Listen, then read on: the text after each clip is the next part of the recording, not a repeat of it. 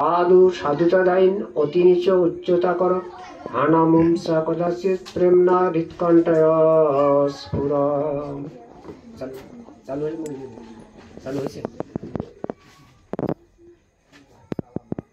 কৃষ্ণলীলা অমৃত সার, তার শত শত ধার, 10 দিকে বহে যাহা হইতে। সে চৈতন্য লীলা হয় সরোবর অক্ষয়, মনোহংস চরাহ তাহাতে। কৃষ্ণ ভক্তি সিদ্ধান্তগণ যাতে প্রফুল্ল পদ্মবন, তার মধু করি আস্বাদন। প্রেম রস কুমুদ বনে প্রফুল্লিত রাত্রি দিনে, তাতে চরাহ মনোভৃঙ্গগণ। এই অমৃত অনুক্ষণ সাধু মহান্ত মেঘগণ, বিশ্বুদ্যানে করে বরিশন। তাতে ফলে প্রেম ফল ভক্ত খায় নিরন্তর, তার শেষে জিয়ে জগৎ জন। এ অমৃত করপান যার সম নাহিয়ান, চিত্তে করি সুদৃঢ় বিশ্বাস। খণ্ডিবে সকল দুঃখ, পাইবে পরম সুখ, অনায়াসে হবে প্রেম উল্লাস। এখানে শ্রী শ্রী চৈতন্য চরিতামৃতে ছিল কৃষ্ণদাস গোস্বামীপাদ, তিনি মানে একটা আমাদের সুন্দর দিগদর্শন দিলেন যে কৃষ্ণ লীলা অমৃতের সার, তার শত শত ধার, ধার মানে ধারা, ধারা মানে স্রোত, 10 দিকে বহে যাহা হইতে। দিক কয়টা? পূর্ব পশ্চিম উত্তর দক্ষিণ ঈশান বায়ু অগ্নি নৈঋত উধ অধ। সেই কৃষ্ণ লীলা হলো অমৃতেরও সার, অমৃতের চেয়ে শ্রেষ্ঠ। আর অমৃত কি বস্তু? অমৃত যে যত পান করে, পান করার চাহিদা আরো বাড়তেই থাকে, আর হজম করার শক্তিও বাড়তে থাকে। মানে দাও দাও দাও আর শেষ হয় না, একে বলে অমৃত। যে কৃষ্ণ লীলা অমৃতের সার, তার শত শত ধার, 10 দিকে বহে যাহা হইতে। সে গৌরাঙ্গ লীলা হয়, সে চৈতন্য লীলা হয় সরোবর অক্ষয়। অক্ষয় সরোবর, একটা সরোবরের জল যদি 10 দিকে প্রবাহিত হয়, সরোবরের জল তো শুকিয়ে যাবে। যদি অক্ষয় সরোবর হয়, জল কোনোদিন শেষ হবে না। সে চৈতন্য লীলা হয় সরোবর অক্ষয়, মনোহংস চরাহ তাহাতে। মন রূপ হাসকে সেই সরোবরে বিচরণ করা। তারপর কৃষ্ণ ভক্তি সিদ্ধান্তগণ যাতে প্রফুল্ল পদ্মবন, তার মধু করি আস্বাদন। প্রেম রস কুমুদ বনে প্রফুল্লিত রাত্রি দিনে, তাতে চরাহ মনোভৃঙ্গগণ। মন রূপ হংস আর মন রূপ ভ্রমরকে এই চৈতন্যের সরোবরে ছেড়ে দাও। কারণ মন কি কখনো স্থির থাকে না? মনকে কেউ স্থির করতে পারে না। মন কোনো না কোনো চিন্তা ভাবনা করবেই, একে বলে সংকল্প বিকল্প। যতক্ষণ আমরা চেতন আছি, নিদ্রা গেলে ঘুম গেলে তখন একটা অবস্থা, কিন্তু যতক্ষণ আমরা জাগ্রত আছি, চেতন আছি, ততক্ষণ মন একটা একটা চিন্তা করে। সেই চিন্তাটা কি? এই গৌর এবং কৃষ্ণের লীলায় নিযুক্ত। এটা এই গৌরাঙ্গ এবং কৃষ্ণের লীলায় মনকে নিযুক্ত করার যে উপায়, যে কার্যক্রম, তাকে বলে সাধন ভক্তি। এই ভক্তি, সাধন ভক্তি, ভাব ভক্তি, প্রেম ভক্তি, এই যে 3 প্রকার ভাগ করেছে। সাধন ভক্তি, সাধন ভক্তি কাকে বলে? এই মনকে কৃষ্ণ এবং গৌরাঙ্গের লীলায় নিযুক্ত করার যে কার্যক্রমগুলো, এটা হলো সাধন ভক্তি। যার মন নিযুক্ত হয়ে গেছে, সে ভাব ভক্তিতে পৌঁছলো। আর যখন তিনি ভাব ভক্তির পরিপক্ক অবস্থায় মহানন্দে বিচরণ করেন, সেটা হলো প্রেম ভক্তি। এখন প্রেম ভক্তি হলে সেই ভক্তের কি অবস্থা, এগুলো আমাদের জানা দরকার। ভাব ভক্তের এবং সাধক ভক্তের কি অবস্থা, এগুলো শাস্ত্রের আলোচনা করলে পাওয়া যায়। প্রেম ভক্তির অবস্থা কি? যেমন মাধবেন্দ্র পুরী, মাধবেন্দ্র পুরী আবার কে, তার পরিচয় কি? গৌরাঙ্গ মহাপুর গুরু হলো ঈশ্বরপুরী, ঈশ্বরপুরী বাদের গুরু হলো মাধবেন্দ্র পুরী। জয় শ্রী মাধবপুরী কৃষ্ণ প্রেমপুর, ভক্তি কল্প তরুর দেহ প্রথম অঙ্কুর অঙ্কুর শ্রী ঈশ্বর পুরী রূপে অঙ্কুর পুষ্ট হইলা আপনে চৈতন্য মালি শাখা উপজিলা। এই মাধব পুরীর পরিচয়। মাধব পুরীর প্রেমের কথা অকথ্য কথা। মাধব পুরী মানে প্রেমিক ভক্ত ছিলেন।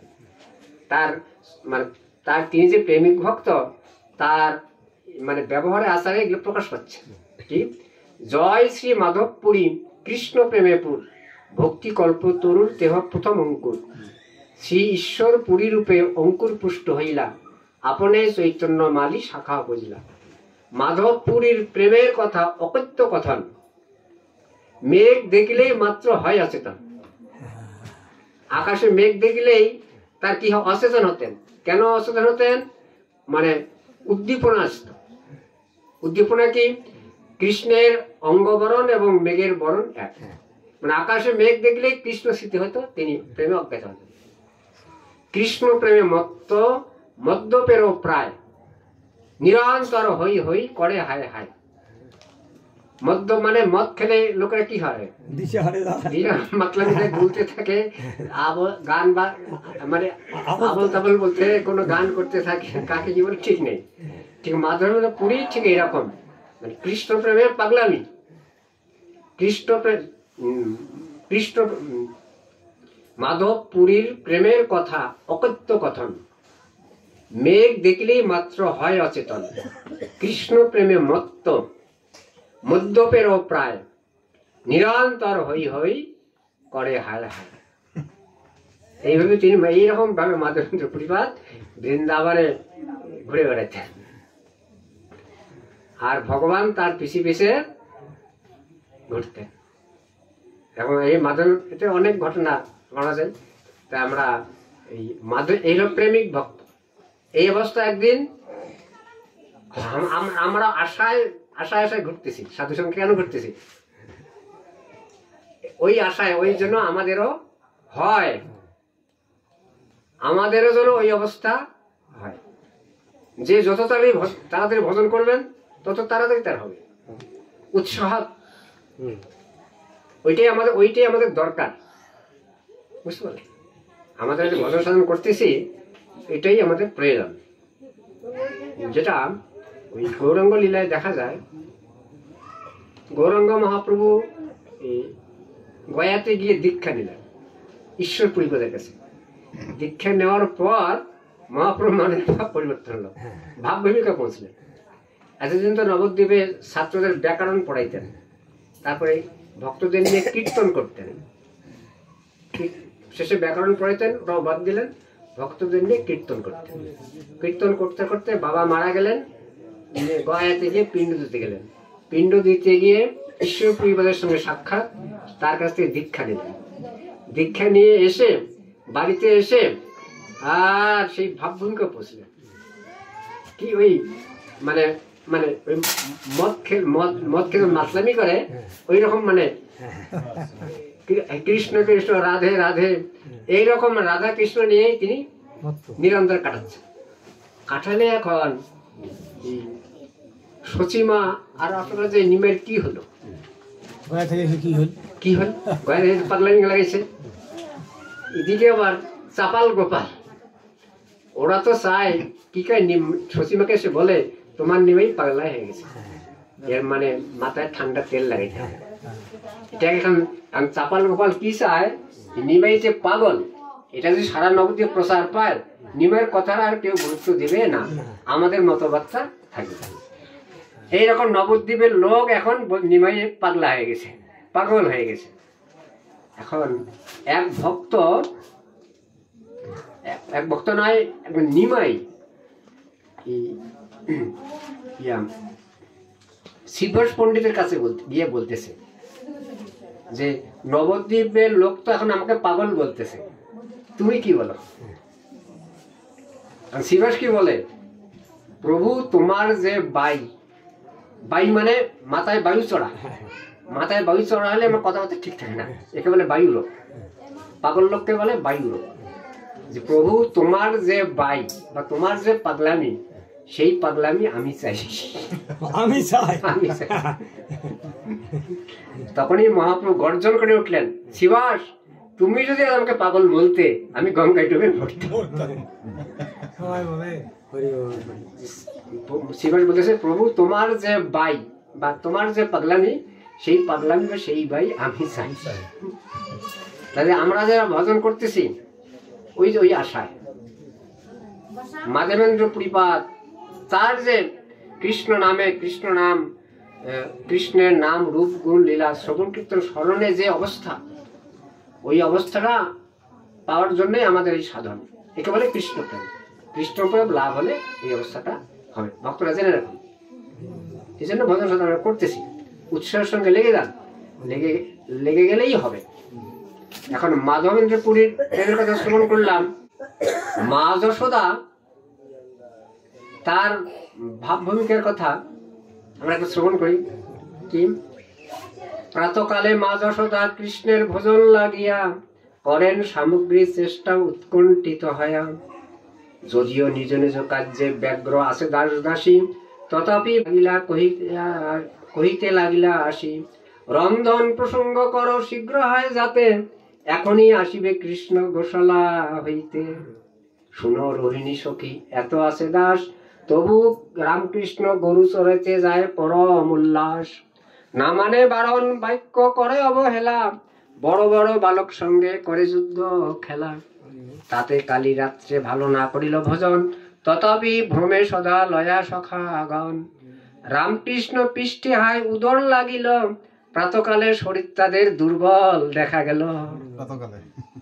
মানে মা যশোদা ভোরবেলা ঘুম ভাঙার সঙ্গে সঙ্গে একেবারে কৃষ্ণ বলরামের তো খিদে লেগেছে, একের তাড়াতাড়ি। আর দাস দাসীদের বলাই আছে খুব ভোরে উঠে রান্নার আয়োজন করবে। দাস দাসীরাও তারাও সকালে উঠে রান্নার আয়োজন করতেছে। মা যশোদার ঘুম ভাঙার সঙ্গে সঙ্গে কৃষ্ণ ভাবে বিবাহিত, কৃষ্ণ বলরামের সেবা করতে হবে। উঠেই মানে যদিও দাস দাসীরা ব্যস্ত আছে, তারপর ব্রজস্বই করতে লাগল। যদিও নিজ নিজ কাজে ব্যগ্র মানে ব্যস্ত আছে দাস দাসী, তবুই ব্রজেশ্বরী কহিতে লাগিলে আসি, রন্ধন প্রসঙ্গ করো শীঘ্র হয় যাতে, এখনই আসিবে কৃষ্ণ গোশালা হইতে। এটা হলো ভাব ভূমিকা। এই যে আমাদের দেখবেন যাদের বাড়িতে অর্চন আছে, যারা ঘুম ভাঙার সঙ্গে সঙ্গে যে গোপাল সেবা করতে হবে, ওরা মানে উন্নতি হচ্ছে। আর যে বাড়িতে হয়তো দুইটা বেটার বউ আছে, শ্বশুর আছে, তিনজনে কিন্তু অর্চন করে, কাম হয়তো দেখে না, দরজা খুলি দেখে কাউ বেড়ালে বাড়ি, সে দেখে যায় না এত বেলায় কাউ নেই যায়, তখন একজন যায়। এটা হলো সাধক ভূমিকা, মানে কর্তব্য বোধে। না করলেই যেন এড়িয়ে চললেই, না এড়িয়ে চললেই যেন হয়, আর একজন করবে। জেনে রাখুন, এখানে অনেক বাড়িতে হয় এরকম, তাই না? আর যার ভাব ভূমিকা যিনি পৌঁছেছেন, তিনি অর্চন না করলে তার তিনি আমি এগুলো। তারপরে যদি আর দেখা যায় না আর ওই বাড়িতে আরো দুই একজন আছে, তাই উন্নয় প্রচুর অর্চন করে, আমরা করে না পাই, ওই জন্য এবার গোসা করছি, উনি একলে ঠাকুর পূজা করে, আমরা পূজা করি না। এটা আবার ভালো, মানে সেবা নিয়ে টানাটানি। হ্যাঁ, যেমন একটা জড়িয়ে সংসারে কি হয়,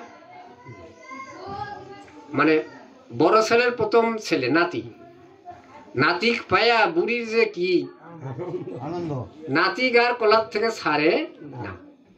এখন বৌমা মুই দিলে বলে একবারও বেটা কোলার নেবার না পান, ওইটা নিয়ে শ্বশুরের বয়ে ঝগড়া, মন ঘষাঘষি।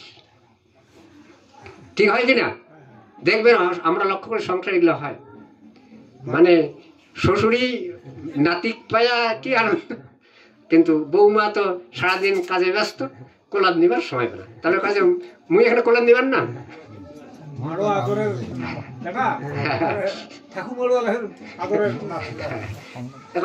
জোর করে কোলার নেয়, তখন তখন শ্বশুর কি করবে, বাস্তব এগুলো। ঠিক যেরকম মা যশোদার এই অবস্থা। আবার মা যশোদার এই ভাব ভূমিকার থেকে প্রেমের ভূমিকার কথা বলতেছে কবিগণ, সেটা হলো পদগুলো শুনেন। প্রভাতে উঠিয়া যশোমতী মাতা নবনীত লইয়া করে, আইরে কানাই ননি খেয়ে যা বলিয়া ডাক পরে, আইরে বলাই ননি খেয়ে যা বলিয়া ডাক পারে। প্রভাতে উঠিয়া, ভোরবেলা উঠে মা যশোদা ননির বাটি হাতে নিয়ে কৃষ্ণ বলরামকে ডাকতেছে, আইরে কানাই ননি খেয়ে যা বলিয়া ডাক পারে, আইরে বলাই ননি খেয়ে যা বলিয়া ডাক পারে। যবে মনে পড়ে তারা মধুপুরে তখনে হারায় জ্ঞান, কুটিল কুন্তলে লুটায় ভূতলে ক্ষণে মূর্ছা যান। কৃষ্ণ বলরামকে তো বৃন্দাবনে নেই, কোথায় গেছে? এই কংসবধ করার জন্য মথুরায় চলে গেছে, মথুরায় চলে গেছে। এখন মা যশোদা সেই কৃষ্ণ ভাবে বিবাহিত, কৃষ্ণ ভাবে বিবাহিত, সবসময় তার অন্তরে কৃষ্ণের চিন্তা। এখন রাতে ঘুম হয়েছে, যেই ঘুম ভেঙেছে তাড়াতাড়ি উঠে ননির বাটি হাতে নিয়ে ডাক পাচ্ছে।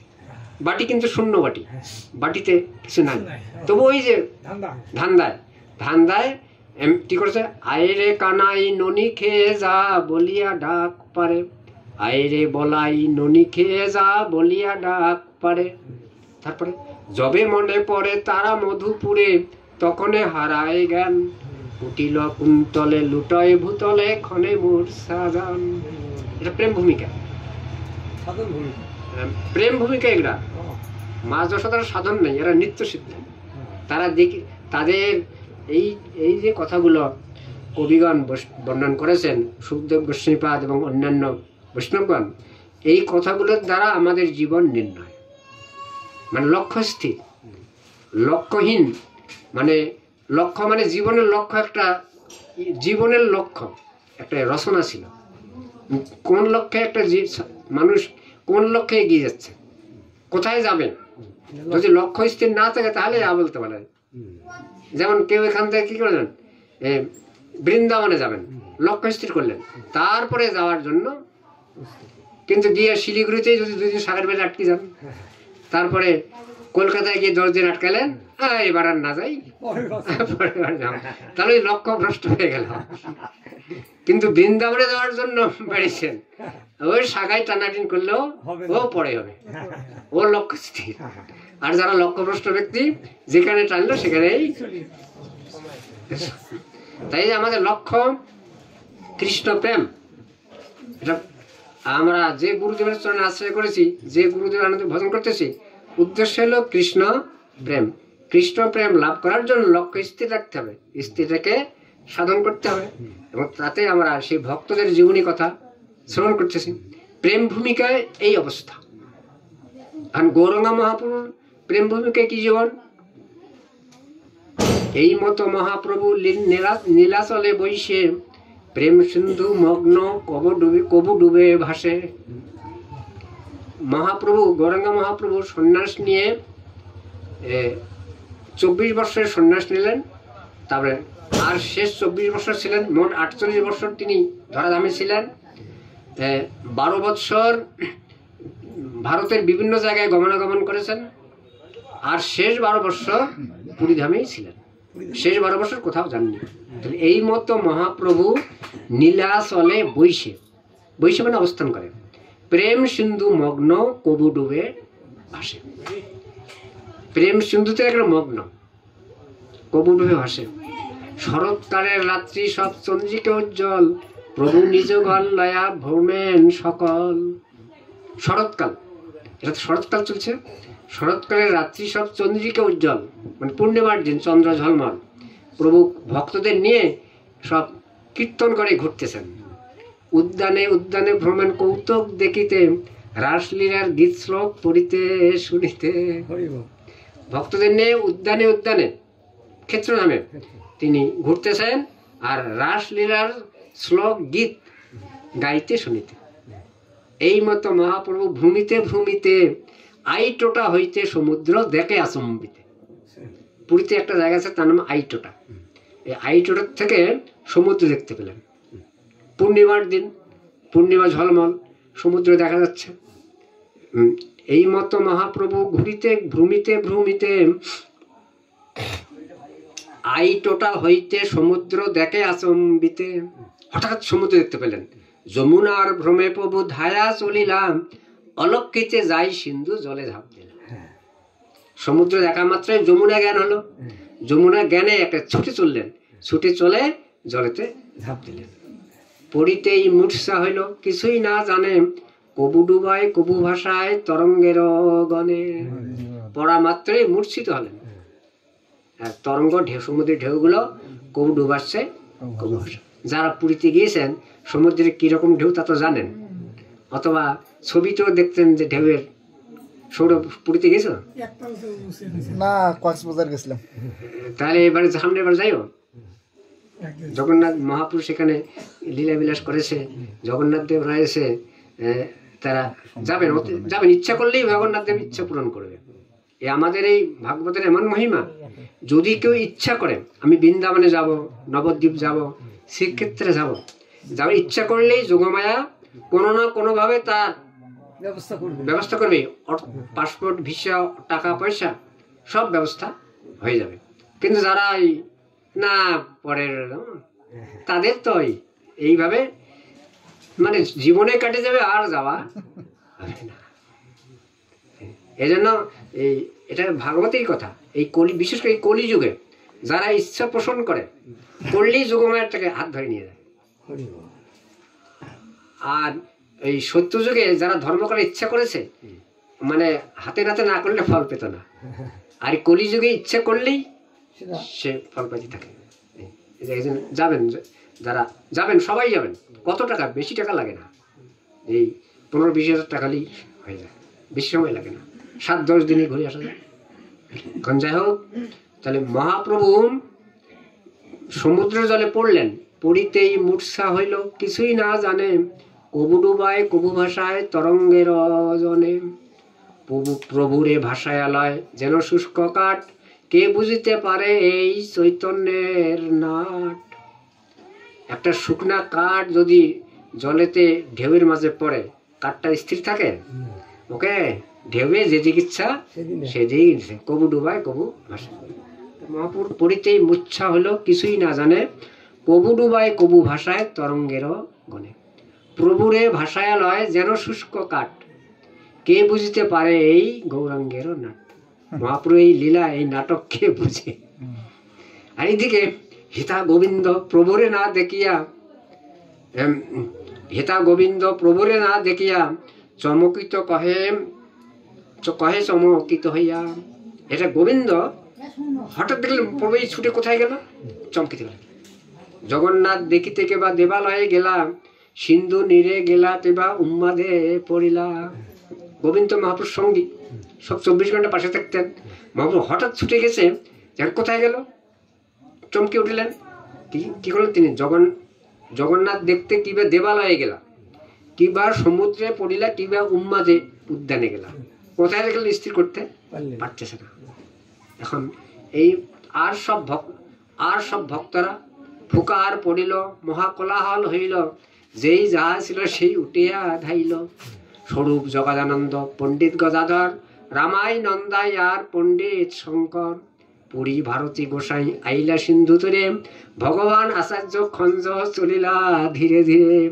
ফুকার পড়িল, চিৎকার হলো, মহাপ্রভু অদৃশ্য, কোথায় গেলেন? মানে গোবিন্দ চিৎকার হলো, মহাপ্রভু কোথায় গেল, কোথায় গেল? আর সব ভক্তরা যে যেখানে ছিলেন সব ছুটে আসলেন। স্বরূপ জগদানন্দ, পণ্ডিত শঙ্কর, রামাই নন্দাই আর পণ্ডিত শঙ্কর, পুরী ভারতী গোসাই আইলা সিন্ধু তীরে। আর ভগবান আচার্য নামে এক ভক্ত ছিল, তিনি খোড়া থেকে আস্তে আস্তে আসলেন। আসিয়ে দেখ সবাই এখন খুঁজতেছে, খুঁজে আর পাচ্ছে না। খুঁজিয়া বেড়াইতে হইতে রাত্রি শেষ হইল, অন্তর্ধান করিল প্রভু নিশ্চয় করিল। খুঁজতে খুঁজতে সন্ধ্যাকালের কথা, সারা রাত খুঁজলেন, খুঁজিয়ে পাইল না। সবার মনে দুঃখ, নিশ্চয়ই প্রভু অন্তর্ধান করছে। আর দেখবেন হঠাৎ যদি প্রিয়জনকে দেখা না যায়, ভাবে ছেলে কি হলো, কি অ্যাক্সিডেন্ট হলো না কি হলো,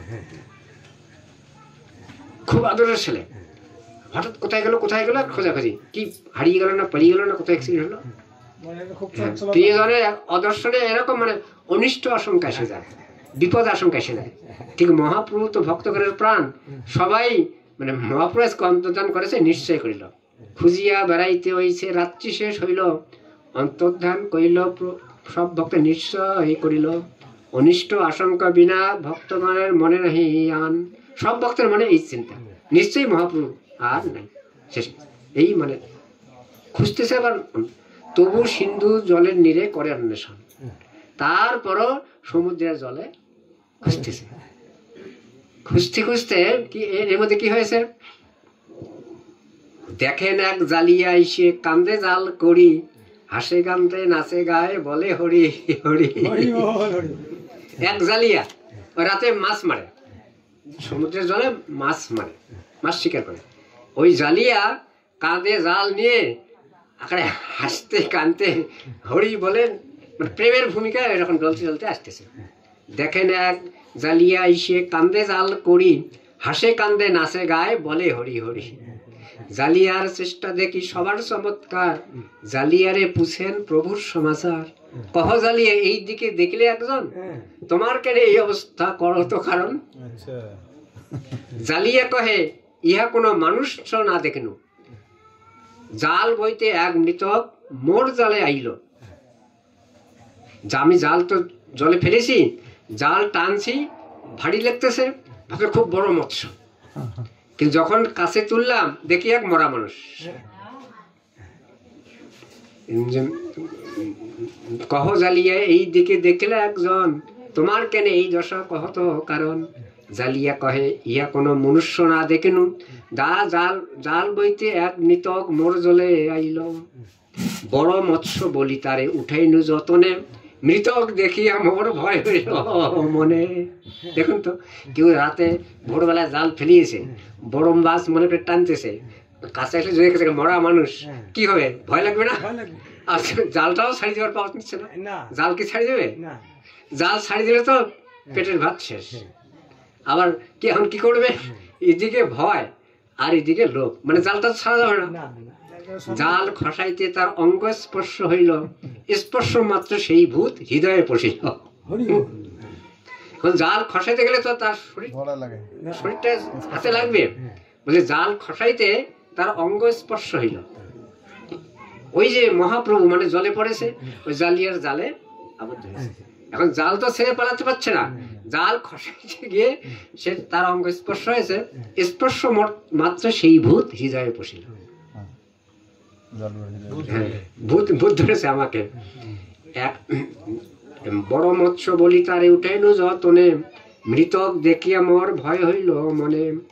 জাল খসাইতে তার অঙ্গ স্পর্শ হইল, স্পর্শ মাত্র সেই ভূত হৃদয়ে পশিল। এখন ভূত ছাড়ার উপায় জ্বালিয়ে করতেছে কি, একা রাত্রে বলি মৎস্য মারি নির্জনে, ভূত প্রেত না লাগে আমার নৃসিংহ স্মরণে। আমি একাই রাতে এর মাছ মেরে বেড়াই আর নৃসিংহ মন্ত্র জপ করি, কিন্তু এই নৃসিংহ মন্ত্র জপ করলে ভূত আর আমাকে দ্বিগুণ ধরতেছে, এখন দ্বিগুণ ধরতেছে। হ্যাঁ, দ্বিগুণ ধরনের সাক্ষাৎ দেখে সমরে পাইল সেই ভূত, মুই মইলে কেমনে জীবে মোর স্ত্রী ভূত। সাক্ষাৎ দেখলে সেই ভূত আমাকে ধরছে, আমি মারা যাই, আমার স্ত্রী পুত্র কি করে জীবিত থাকবে? আমার এই মাছ মৎস্য বিক্রি করেই তো রোজগার, আমি মারা গেলে আমার স্ত্রী পুত্রের কি দশা হবে? এত শুনি স্বরূপ গোস্বামী সব তত্ত্ব জানি, জালিয়ারে কহে সুমধুর বাণী। স্বরূপ দামোদর কিন্তু সব বুঝতে পেরেছে। স্বরূপ কহে সে ভূত নয়, সে চৈতন্য ভগবান। তুমি যাকে করিয়েছ ভূত জ্ঞান, সে ভূত নয়, সে চৈতন্য ভগবান। জালিয়া কহে মুই মহাপুরুষ দেখিস 12 বার, সেও ভূত নয়, এই বিকৃত আকার। জালিয়া বলতেছে আমি মহাপুরুষ অনেকবার দেখছি, কিন্তু এই মহাপুরুষ মানে এক প্রেমের বিকারে এলে তো হয়েছে, পরিবর্তন হয়ে গেছে, সাত্বিক বিকারে পড়ে গেছে। তখন গোবিন্দ এত শুনে সপ্তত্ব স্বরূপ দামোদর জালিয়ারে কহে সুমধুর বচন, আমি বড় ওঝা জানি ভূত ছাড়াইতে, মন্ত্র পড়ি শ্রীহস্ত দিল তার মাথে। স্বরূপ দামোদর ওঝা ওই জালিয়াকে বলতেছে, আমি বড় ওঝা, ওঝা মানে কবিরাজ, আমি ভূত ছাড়াতে জানি। এখন মন্ত্র বলে তার মাথায় হাত দিলেন, 3 চাপড় মারি কহে ভূত পলাইল, অস্থির না হেও বলি সুস্থির করিল। একে প্রেমে আগে আরে ভয়ে দ্বিগুণ স্থির, একে প্রেমে অস্থির আরো ভয়ে অস্থির। যখন 3 চাপড় মারলো, ভয় অংশ হয়ে গেল, হইল কি স্থির। ওই যে জালিয়ার যেটা ভয় ছিল পালিয়ে গেল, প্রেমের অবস্থা গেল। তখন স্বরূপ জগৎ বলছে, তুমি কোথায় নিয়ে গেছো, আমাদের নিয়ে চলো। তখন পিছু গেলেন, সব ভক্তরা গিয়ে দেখেন প্রভু সেই সমুদ্রের নীরে বালুকায় পড়ে সে গো গো করতেছেন, মুখে ফেনা। মহাপ্রভু দেখতেছেন, দেখার পর তারপর ভক্তগণ মিলি করে হরি সংকীর্তন। সব ভক্তরা মহাপ্রভুকে চেতন করার জন্য সবাই হরি হরায় নম, কৃষ্ণ যাদবায় নম, যাদবায় মাধবায় কেশবায় নম। ওখানে আর খোলতাল কোথায় পাবে? ওরা তো প্রভুর অন্তর্ধান করে সবাই ছুটে এসেছে, কেউ তো খোলতাল নিয়ে আসেনি, সব ফেলে দিয়ে ছুটে এসেছে। এখন ওরা হাতে তালি দিয়ে কীর্তন করতেছে, হরি হরায় নম, কৃষ্ণ যাদবায় নম, যাদবায় মাধবায় কেশবায় নম। এই মতো বহুক্ষণ কীর্তন করিতে হরি বল বলি প্রভু উঠিলা সম্বিত।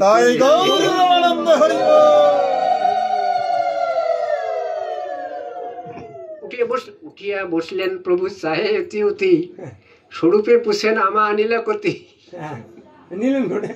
স্বরূপ যখন পুষ করে, তোমরা আমাকে কোথায় এনেছ? উঠিয়া বসলেন প্রভু চাহে ইতি উতি, ইতি তাকায়। উনি গেছেন কোথায়? যমুনা কোথায়? বৃন্দাবনে। আর তোমরা এখানে কোথায় এনেছ?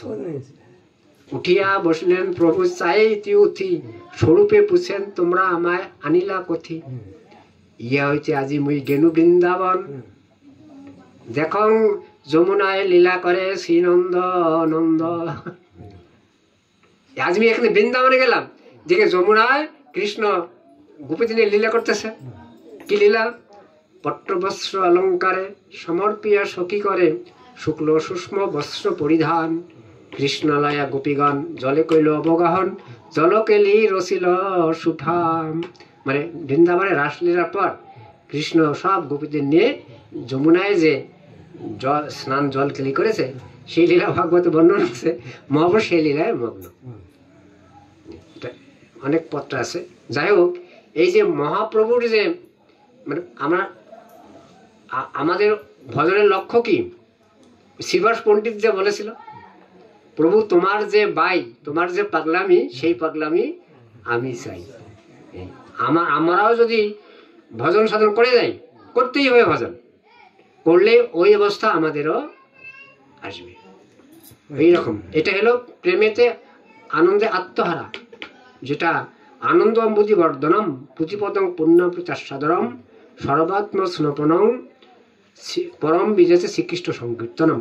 আনন্দ অম্বুধি বর্ধন, আনন্দের সাগরে ভক্ত হাবুডুবু খাবে। সংসার জ্বালা তার কাছে তাল পায়। আমরা ভক্তরা সাধন প্রভাবে ওই দিকে চলে যাব, আর যারা ভজন করতেছে না, সংসারের চিন্তায়, শরীরের চিন্তায়, তারপরে বাড়ির ছেলে মেয়ের চিন্তায়, দেশের রাজনৈতিক চিন্তায় একেবারে দিশা অনেক হাটফেল করে যাচ্ছে। একেবারে তারা দুঃখের মহামায় তাদেরকে দুঃখের সাগরে ডুবে দিচ্ছে। এই সৃষ্টির শুরু থেকেই পৃথিবীতে অশান্তি। ব্রহ্মা সৃষ্টি হয়ে ভগবানের আরাধনা করতেছেন, তিনি তো কারো কোনো দোষ করেনি। হঠাৎ মধু কৈটব আক্রমণ, একেবারে আক্রমণ। ব্রহ্মা নিরুপায় ভগবানের সনাতন, ভগবান ব্রহ্মকে রক্ষা করলেন। শিব ঠাকুর ভাগবতে বিকাশুর বড় চাইলে বর দিলেন, শিবের মাথায় হাত দিয়ে যাচ্ছে। এমনকি কি ব্যবস্থা না? তো এই যে এই জগতের এটা স্বভাব, এটা জগতের এই স্বভাব, এটা হবেই। যারা ভজন সাধন করবে না, ভগবানের এই ভজন সাধন না করে, এই শুদ্ধ ভক্তিতে ভজন না করে মানে শান্তিতে থাকতে চায়, মহামায়া শান্তিতে থাকতে দিবে না। ভাগবত একাদশ স্কন্ধে একটা উদাহরণ, উদাহরণটা হলো ওই মহিষ। মহিষ মানে ভোষ। ভোষ চিনেন তো? এখনকার ছেলেপেরা আর দেখে না। মহিষ মহিষ মানে কেবল মহিষ মহিষ এই বৈশাখ জ্যৈষ্ঠী মাসে কি করে, মহিষের গায়ে কিন্তু পশম নেই, খালি কালো চামড়া। এই মাছিগুলো বা ডাস মহিষের গায়ে পড়ে। মহিষের লেজও কিন্তু ছোট, লেজ দিয়েও তাড়াইতে পারে না। মহিষ একেবারে উত্তপ্ত হয়ে যায়। যেমন এখানে এসে কে যে বলছে অ্যালার্জি রোগ, অ্যালার্জি রোগ এমন মানে ধুকি ধুকি মানে পেটের বিষ মাথার বিষ হাঁ হাঁ করে চলে যায়। কিন্তু যাদের অ্যালার্জি রোগ তাদের একখানে চুলকা শুরু হলে সারা শরীর একটা অস্থির করে ফেলে। 5 জনে চুলকেও তাল পায় না, অশান্তি। অ্যালার্জি রোগটা এরকম মানে একটা ধুকি ধুকি মারে। 3 বছর আগে আমারই হয়েছিল কি যে জ্বালা, মানে ভগবান এটা দিয়েছে। এই উদাহরণটা যেন আমি দেই, যত প্রকার রোগ আছে অ্যালার্জি রোগ হলো কঠিন জ্বালা, চর্মরোগ। আর যত সুখ আছে জড়িয়ে সুখ, এই স্পর্শ সুখটা হলো বড় সুখ। স্পর্শ সুখ, এই যেখানে নরম না যদি তুলার হয় হাতটা দিয়ে আরাম পাওয়া যায় না, আর এখানে শক্ত যদি এখানে একটা সোফা সেট হলো যতই কিলকিনি দেবো ততই আরাম থাকে। এখানে শক্ত যত ভর দেন আরো ব্যথা লাগে। ঠিক তেমনি জড়িয়ে সুখের মধ্যে ইঙ্গিতে বলতেছি সবচেয়ে বড় সুখ হলো স্পর্শ সুখ, আর সবচেয়ে বড় দুঃখ হলো ওই অ্যালার্জি রোগ। বুঝলেন? এখন ওই মহিষ কি করে, ওই যে যখন পিঠিতে মাছি বা ডাসগুলো পড়ে তারাইতে পারে না, অস্থির হয় না।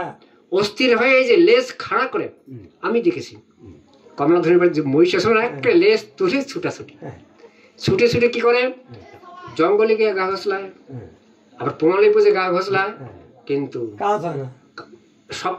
সব শরীরটা তো ঘর্ষণ লাগে না, এক সাইডে লাগে আর এক সাইডে হচ্ছে। এইভাবে ছুটে ছুটে মহিষের যে কি অবস্থা, পাকরানি ঘুরে বেড়াচ্ছে। মানে সে মাছির তাড়নায় ডাসের তাড়না সে অস্থির।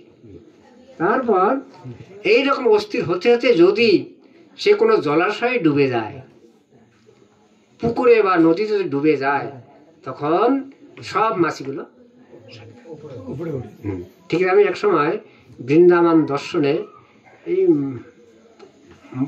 বাসে করে যাচ্ছি, দেখি ওই ঠিক বৈশাখ জ্যৈষ্ঠ মাসে একটা মানে বর্ষণের দিকে যাচ্ছি, ওই একটা পুকুরে অনেকগুলো 50-60টা মহিষ শুয়ে আছে, শুয়ে শুধু নাকটা ভাসিয়ে দিয়ে আছে, সারা শরীর জলের নিচে। কারণ শরীরটা তুললেই মাছি মরে, শুধু নাকটা নিঃশ্বাস নেওয়ার জন্য নাক করে ভাসিয়ে দিয়েছে। এই এটা ভাগবতের 11 স্কন্ধে উদাহরণ দিয়ে কি বলেছে, সংসারের মানুষ এইরকম জ্বালায় জর্জরিত। এক নিজের শরীরের জ্বালা, তারপর পিতা মাতার জ্বালা, বাপ মা থাকে, বুড়ো বাপ মা থাকলে তার একটা ক্যাচক্যাচি আছে, তারপর স্ত্রীর জ্বালা, এটা নাই ওটা নাই, তারপর ছেলেদের জ্বালা, এটা দরকার ওটা দরকার। এই যে বিরক্ত হয়ে একখানে চলে গেল, গিয়ে ওখানে গেতে ওখানেও শান্তি, আবার একখানে ওখানেও জ্বালা, আবার ঘুরে ফিরে আসতে, এই জ্বালায় বলছি। ঠিক এইরকম মহিষ যেমন যেখানে যাচ্ছে কোথাও শান্তি পাচ্ছে না, সে জলে ডুবে শান্তি পেল। ঠিক তেমনি সংসারে জ্বালায় ভুগতে ভুগতে মানুষ যখন গোবিন্দের চরণ কমলে আশ্রয় নেয়, তখন সে সমস্ত জ্বালাতে মুক্ত। মহিষ যেমন জলে ডুবলে সমস্ত মাছির জ্বালাতে মুক্ত হয়, তেমনি মানুষ ভগবানের এই লীলা কথায় ডুবে থাকলে সে আর তার মনে আর কোনো জ্বালা, সমস্ত জ্বালার থেকে মুক্ত হয়। ভক্তিটার একটা কীর্তন দিয়ে ভক্তিটার একটা কীর্তন দিয়েছেন যে লীলায় ভাসে মায়া তারে না পরশে, যমুনা বাবুলির কীর্তন। আমাদের বড় কীর্তন বইটা ক্রমে দেখবেন যমুনা বাবুলি একটা ক্রম আছে, ভক্তি যমুনা ভাবাবলী। তার প্রথম কীর্তন হলো গুরুদেবে ব্রজবনে ব্রজভূমি বাসী জনে শুদ্ধ ভক্ত আর বিপ্রগণে, প্রথম কীর্তন এটা। তারপর গাইতে গাইতে একটা কীর্তনে আছে লীলায় ভাসে মায়া তারে না পরশে। লীলায় ভাসে, লীলায় মানে ভগবানের লীলায়, গৌর কৃষ্ণের লীলায় ভাসে মায়া তারে না পরশে। এর একটা ভাগবতের শ্লোকও আছে, একাদশ স্কন্ধে, সংসার সিন্ধু দুস্তরম, এই সংসার সাগর মহাভয়ঙ্কর, উত্থিতস্য ন প্লব, উদ্ধার পাওয়ার অন্য কোনো উপায় নেই। ভগবৎ পুরুষোত্তমস্য লীলা কথা রস নিষেবন অন্তরেণ, ভগবান শ্রীকৃষ্ণের এই লীলা কথা রস সেবন ব্যতীত কোনো উপায় নেই। সংসার জ্বালাতে রক্ষা পাওয়ার উপায় নাই। কেন? মন বসে আছেন একটা দুশ্চিন্তা করে, ভয়ের কারণে মনে ভয় যায়। তখন এই মনকে ভগবানের লীলায় নিযুক্ত করানোই হলো করে দেয় এটা ভাগবত এবং ভাগবত ভক্তগণ। তাহলে এটাই আমরা, হরি বল। তাহলে মহাপ্রভু তিনি তার লীলার দ্বারা দেখালেন, তিনি লীলাচলে বাস করে, তিনি কখনো বাহ্যস্ফূর্তি, কখনো বাহ্যস্ফূর্তি, কখনো প্রেমে মগ্ন, এই তিন রীতিতে প্রভুর স্থিতি। মহাপ্রভু গৌরাঙ্গ মহাপ্রভু কখনো বাহ্যস্ফূর্তি জ্ঞান আছে, কখনো বাহ্যস্ফূর্তি মানে আধা পাগলা, কখনো আবার প্রেমেতে মগ্ন, ওই প্রেমেতে মগ্ন হয়ে জলে ঢাপ দিলেন। এই অবস্থায় মহাপ্রভু নীলাচলে বাস করতেন। এই সমস্ত কথাগুলো শ্রীমদ্ ভাগবতের শাস্ত্রে রয়েছে এবং বৈষ্ণব কবিগণ তাহারা বিভিন্নভাবে বর্ণন করেছেন। এই কথাগুলো আমরা শ্রবণ কীর্তন করে উৎসাহের সঙ্গে ভজন সাধন করে সেই প্রেম বহুকের দিকে অগ্রসর হব। এই বাসনা রেখে আলোচনার বিশ্রাম। গৌর প্রেমানন্দে। স্বরূপ রূপ সনাতন রঘুনাথের শ্রীচরণ, শিরে ধরি কর যারাস, চৈতন্য চরিতামৃত অমৃত হইতে পরামৃত, কহে দিনহীন কৃষ্ণদাস। গৌর প্রেমানন্দে।